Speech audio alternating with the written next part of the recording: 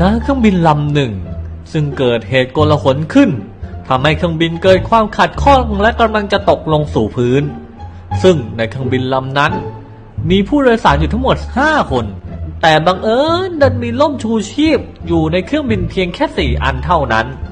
ผู้โดยสารคนที่1ได้กล่าวมาว่าฉันคือประธานาธิบดีโดนัลด์ทรัมป์โลกนี้ยังต้องการฉันยังตายไม่ได้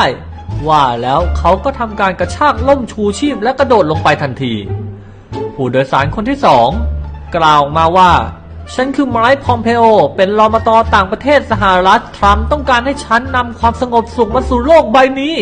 ฉันต้องมีชีวิตอยู่ว่าแล้วเขาก็ทำการกระชากร่มชูชีพและกระโดดลงตามทรัมป์ไปเฮ้ยทรัมป์รอกูด้วยผู้โดยสารคนที่3ตะโกนขึ้นมาว่าเอาทุกคนฟังทางนี้ฉันคือผู้นำของประเทศไทยเป็นผู้นำที่ฉลาดที่สุดในโลกชีวิตของชาวไทยทุกคนยังขึ้นอยู่กับการเป็นผู้นำของฉันสามารถพูดได้เพียงแค่ yes no okay ฉันจะไปเป็นนายกเพิ่มอีก4 ปีว่าแล้วชายผู้นี้หลังจากที่พูดจบเขาก็รีบกระชากร่มชูชีพและกระโดดลงไปทันที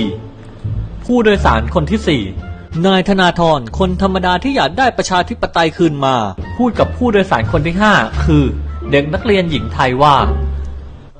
นี่เจ้าหนูฉันน่ะยอมเสียสละอะไรหลายๆอย่างเพื่อคนอื่นมามากแล้วและนี่จะเป็นการเสียสละครั้งสุดท้ายของฉันโดยให้ร่มชูชีพแก่เธอละกันนะเจ้าแม่หนูน้อยเด็กน้อยผู้ซึ่งเป็นนักเรียนหญิงไทยได้ตอบกลับมาว่า